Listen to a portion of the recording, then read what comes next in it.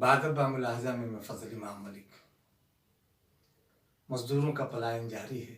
मजदूरों की परेशानियां जिसकी तस बरकरार हैं, वो लगातार अपने घरों को लौट रहे हैं, अपनी जड़ों की तरफ लौट रहे हैं।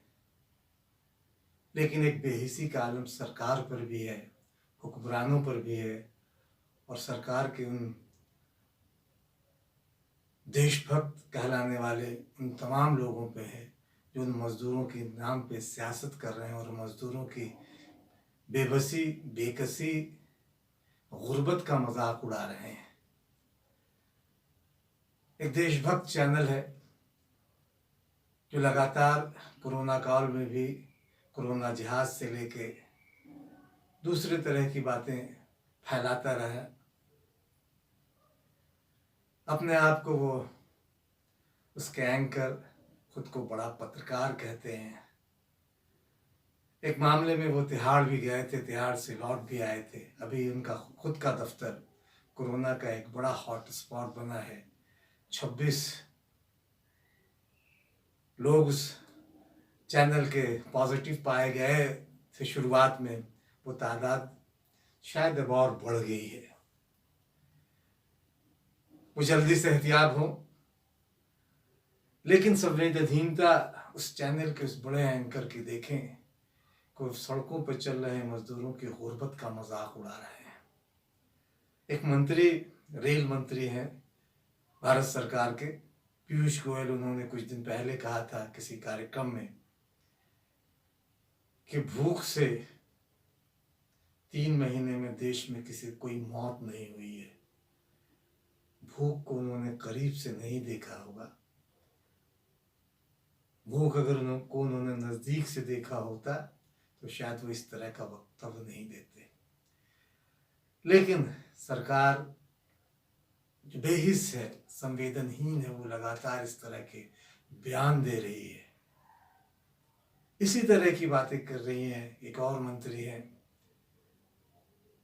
रविशंकर प्रसाद, उन्होंने कभी अर्थव्यवस्था को बॉक्स ऑफिस के फिल्मों के हिट होने और बॉक्स ऑफिस पे पिटने से अर्थव्यवस्था का आंकड़ा गिनवाया था और अर्थव्यवस्था सफल है या असफल है, ये फिल्मों के असफल और सफल होने की दलीलें दी थी उन्होंने। जाहिर है कि एक अजब तरह का माहौल गढ़ने की कोशिश की जा रही है। और अब एक और मंत्री हैं स्मृति ईरानी। याद कीजिए चुनाव के दिनों में, चुनाव के वक्त जब वो अमेठी से चुनाव लड़ रही थी पिछले लोकसभा में, तो कहीं आग लगी थी और भाग भाग कर हैंड पंप चलाती हुई दिखाई नजर आती थी, पानी फेंकती हुई नजर आ रही थी उस किसान की फसल जो आग में जल रही थी उसे बचाने के लिए। एक वो चेहरा है। जब हेमा मालिनी भी खेतों में किसानों के साथ खड़ी दिखाई दी, गेहूं काटते हुए, जयाप्रदा भी गेहूं काटते हुए दिखाई दी थी। और एक आज का चेहरा है जब स्मृति ईरानी मजदूरों की गुर्बत का मजाक उड़ाती हैं और पत्रकारों को भी कटघरे में खड़ा करती हैं। दरअसल चैनल के पत्रकार ने एक तो पहले ट्वीट किया जब सरकार ने शराब की दुकानें खुलवा दी, तब ट्वीट किया था उन्होंने कि शराब के लिए मजदूरों के पास पैसे हैं लेकिन रेल के किराए के लिए पैसे नहीं। एक संवेदनहीनता के एक प्रकाश था।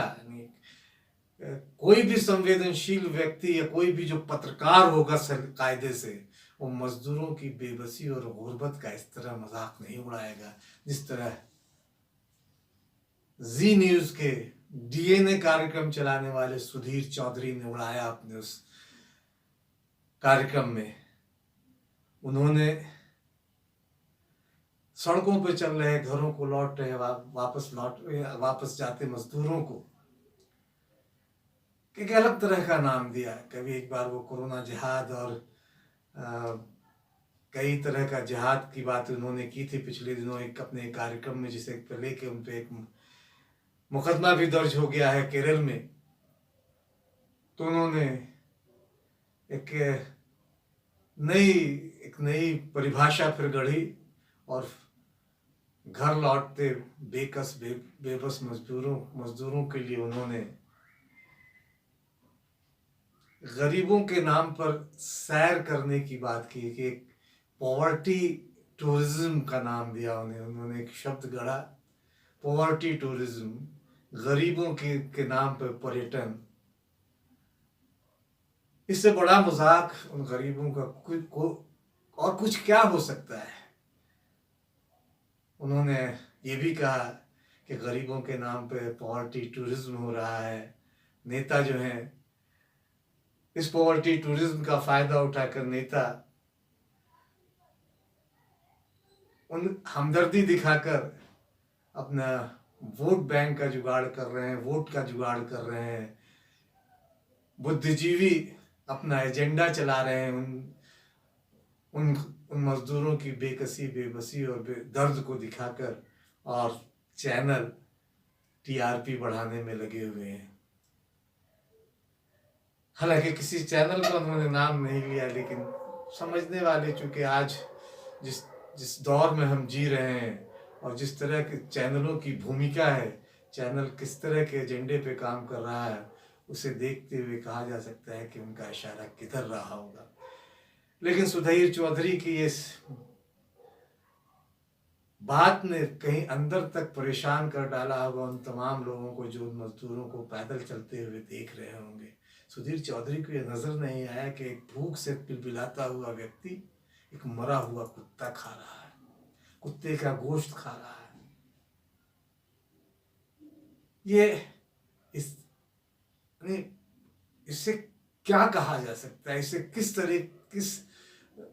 तरीके से व्यक्त किया जा सकता है। सच पे शब्द कम पड़ जाते हैं जब उस व्यक्ति की फोटो देखते हैं जो मरे हुए कुत्ते अपने भूख मिटाने के लिए, और पीयूष गोयल कहते हैं कि भूख से मौत नहीं हुई। तो शर्म, पता नहीं हुक्मरानों को शर्म आती है या नहीं। गालिब ने शायद इन लोगों के लिए ही कहा होगा कि किस मुंह से काबे जाओगे गालिब, शर्म तुमको मगर नहीं आती। और उस प्रोग्राम में स्मृति ईरानी भी थी, देश में केंद्रीय मंत्री हैं, कभी खूब छाती पीटा करते थे सिलेंडर लेके, पेट्रोल की कीमतों पर, सिलेंडर की बढ़ती कीमतों पर। अभी चुपचाप खामोश, इतनी महंगाई के बावजूद वो कुछ नहीं बोल रही हैं। वो भी मतलब उनकी संवेदना देखिए। शुरू में तो खूब बहुत उन्होंने कई तरह के खेल खेले, अंतराक्षी से लेके मास्क बनाने की तक की बातें की। शुरू में जब कोरोना काल शुरू हुआ था और घरबंदी, तालाबंदी में हम तमाम लोग अपने अपने घरों में बंद थे, तब वो कई अलग अलग तरह की योजनाओं के साथ ट्विटर पर नमूदार हुई थी और अपनी तस्वीरें साझा की थी। वो अलग है, वो परे है सारी बातें। लेकिन मजदूरों की बातें जब की जाती हैं और मजदूरों को लेकर जब इस बेहिसी का आलम हो, तो सचमुच स्मृति ईरानी की वो तस्वीरें सामने नजर आती हैं जो हैंडपंप चलाती हुई दिखाई दे रही हैं। चुनाव में अलग चेहरा होता है ने सियासी दलों का, सियासतदानों का, और अब चुनाव के बाद वो चेहरा जब ये कहता है कि उन मजदूरों की तस्वीरें, उन मजदूरों की पीड़ा को दिखाने के लिए फोटोग्राफर, फोटो जर्नलिस्ट जिन्हें कह सकते हैं, फोटो पत्रकार, वो 2000 से लेकर 10,000 रुपये तक उन तस्वीरों की मीडिया 20,000 तक के पैसे ले रहा उन तस्वीरों को, उन मजदूरों को पीड़ा को दिखाने के लिए। तो सचमुच पीड़ा होती है स्मृति ईरानी जी। आपको भले उन मजदूरों की पीड़ा दिखाई नहीं देती है, लेकिन हम तमाम जो भी संवेदनशील व्यक्ति उन्हें दिखाई देता होगा कि मजदूर किस तरह पैरों में छाले पड़ गए हैं, मजदूरों का पांव किस तरह से फट गया है, मजदूर किस तरह प्लास्टिक की बोतलें अपने पैरों को में बांधे मंजिल की तरफ निकल पड़े हैं और लगातार चल रहे हैं, वो कुचले जा रहे हैं, मारे जा रहे हैं। लेकिन आपकी संवेदनाएं कह रही हैं कि फोटोग्राफर उनकी पीड़ा से पैसे कमा रहे हैं। सचमुच ये शर्मनाक है। और सुधीर चौधरी जब उनके दफ्तर पे की बात आती है कि दफ्तर में कई लोग कोरोना से संक्रमित हैं, तो जो वो जिस तरीके से हंसते हैं, तो सचमुच वो और शर्मिंदा करने वाली चीज होती है।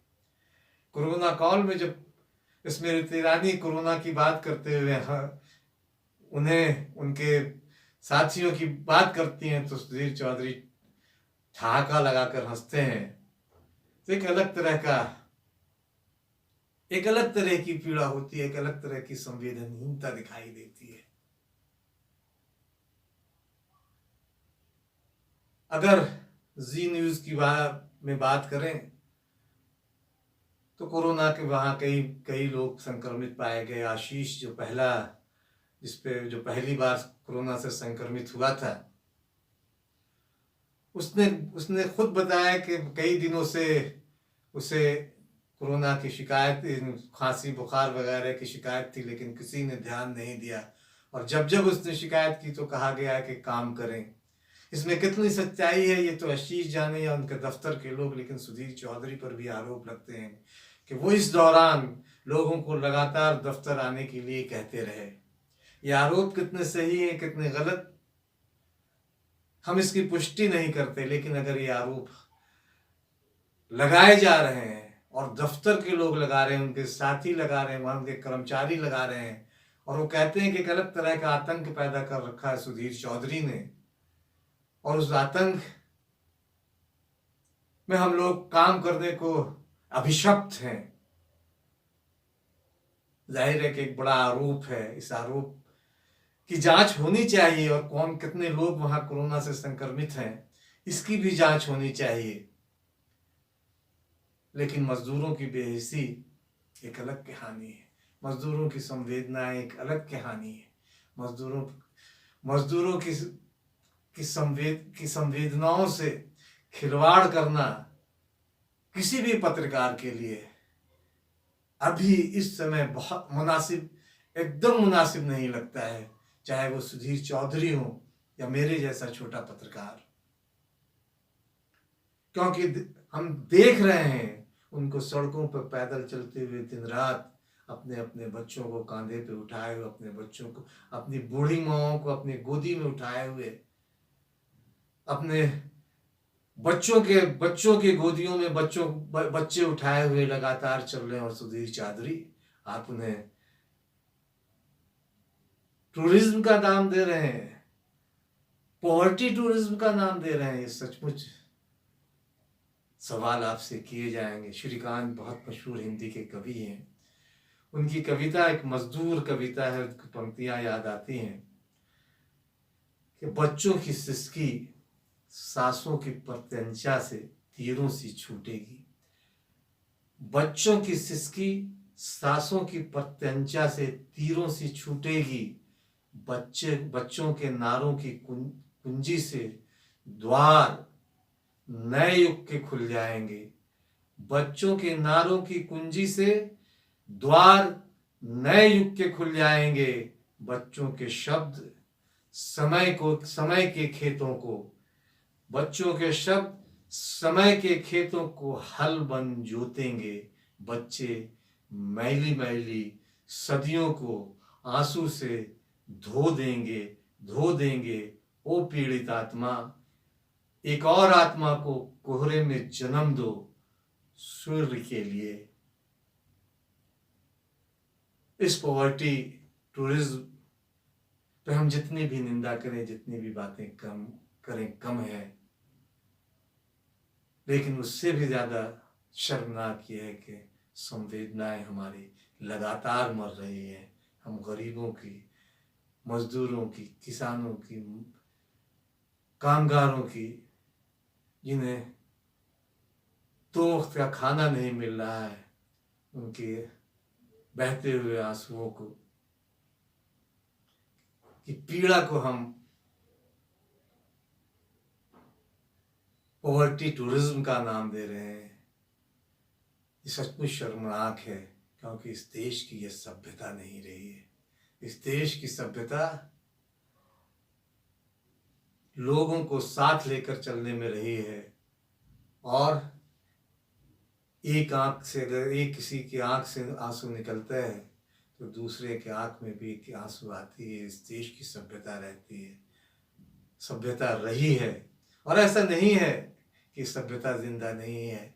तमाम सारी संवेदनहीनता के बावजूद मजदूर अगर अपने हौसलों से सुधीर चौधरी की बातों का खंडन कर रहे हैं, उनकी बातों को जुटला रहे हैं, तो मजदूरों का ये हौसला है। और ये हौसला कल भी लगातार जारी है और वो कल भी जारी रहेगा और इस देश को बनाने में काम आएगा। अब क्या आपको ऐसा नहीं लगता? अगर आपको ऐसा लगता है तो इसे लाइक, शेयर और सब्सक्राइब ज़रूर करें।